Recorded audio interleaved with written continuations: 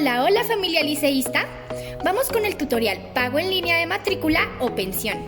Ingresamos a Google en el buscador. Escribimos Liceo Psicopedagógico Bolivia. Entramos a la página del colegio. Bajamos hasta la parte inferior donde dice plataforma Q10. Damos clic donde dice entrar. Ingresamos el usuario y contraseña. Hacemos clic en ingresar. En la parte superior seleccionamos estado de cuenta. Se abrirá una nueva página.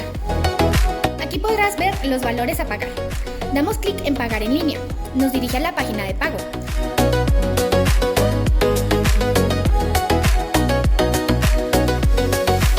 Seleccionamos otro valor, digitamos el valor a pagar.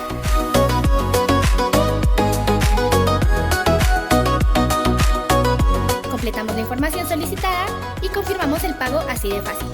Bye bye.